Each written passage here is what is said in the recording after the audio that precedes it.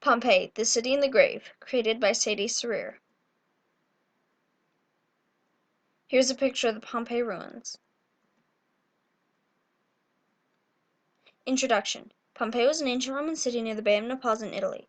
Its population, 20,000 people. A vast majority of these people were slaves, plucked from their homelands to work for the Romans. In the Forum, farmers sold produce and meats to the rich merchants. In the local baths, women and men alike socialized while bathing. Towering over the city of Pompeii was the mountain Vesuvius. Well, at least Pompeians thought it was a mountain. Here's a scene of Mount Vesuvius and the ruins of Pompeii in winter. Mount Vesuvius. Mount Vesuvius is a stratovolcano, a volcano that can lay dormant for thousands of years before erupting again in a violent eruption. Vesuvius was deemed one of the most dangerous volcanoes on the face of the earth due to its infamous eruptions. During the AD 79 eruption, the top of the volcano blew right off. Vesuvius's last eruption was in 1944. Scientists are expecting a violent eruption in the undetermined future. You can still visit Vesuvius on a tour in Italy. Here you can see the towns that were either major back then or were hit by Mount Vesuvius. There's Pompeii, Nuceria, Stabia, Aplantis, and Herculaneum.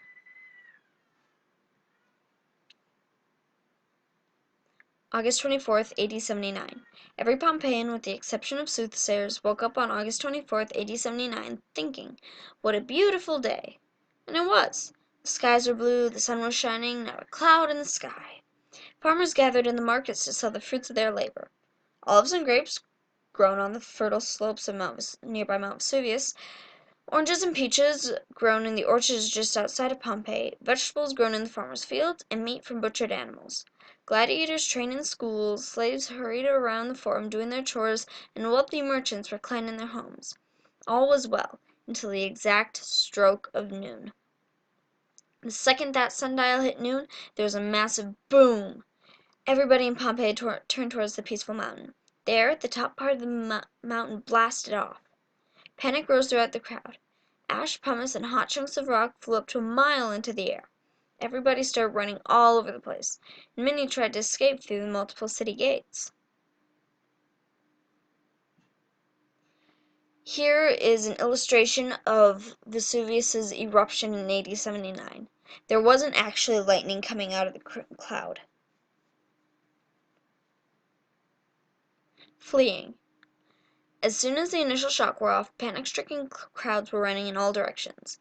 Some ran to the sanctuary of their homes, some ran down to the boathouses by the Bay of Naples, while others fled the city. Some of the gates were so overcrowded that nobody was able to make it out on time. Scientists discovered dozens of bodies near the Porta Vesuvia, the Vesuvian Gate. Other gates were likewise as full as bodies as soon as the pyroclastic flow hit Pompeii.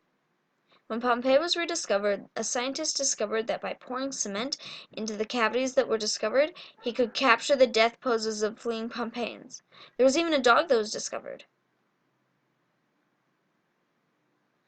On the left-hand side, you can see the casts of dead bodies, including children, elders, and a man who even tried to stand right here.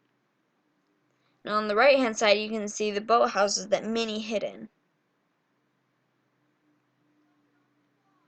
The pyroclastic flow. Stratovolcanoes, such as Vesuvius, are capable of many things, including staying dormant for thousands of years, unexpectedly exploding in violent eruptions, and producing a pyroclastic flow. A pyroclastic flow is a very hot mixture of ash, rock, and pumice. A pyroclastic flow can get up to 1,400 degrees Fahrenheit and can travel at speeds up to 300 miles per hour, leaving approximately 0.3 seconds for a Pompeian to get out of the city and at least 50 miles away. After the initial eruption, a searing pyroclastic flow rolled down the sides of Mount Vesuvius. It cleared the entire city of all human beings. People who would trip on the way outside the city were frozen in midair. Years after the pyroclastic flow, toxic gases were still trapped in the cavities where the bodies of the Vesuvian victims had decomposed. This isn't Mount Vesuvius, but this is a pyroclastic flow going down a mountain. The before signs. The before signs of Vesuvius's eruption were obvious yet cleverly disguised. Italy is on the edge of one of the Earth's tectonic plates, meaning the small earthquakes were not uncommon. But earthquakes a little larger than normal were occurring throughout the entire month of August in AD 79. Nobody noticed, though. Also, a few days before the eruption, small wisps of smoke were escaping through the small crevices that were slowly enlarging in the last few days. Again, nobody noticed.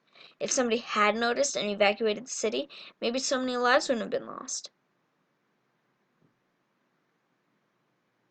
This isn't Mount Vesuvius, but it is a volcano producing small wisps of smoke. Pompeii's gates. There are many gates leading out of Pompeii. The gates' names are Porta Ercolano, Porta Marina, Porta Stabia, Porta Nocera, Porta Sarno, Porta Nola, Porta Capua, and Porta Vesuvio. The gate that faces Mount Vesuvius is called Porta Vesuvio, or the Vesuvian Gate, just to give you a picture. And here you can see Porta Vesuvio, Porta Capua, Porta Nola, Porta Tesano, Porta Nocera, Porta Stabia, Porta Marina, and Porta Ercolano. The main gate was Porta Ercolano. That was the most popular one.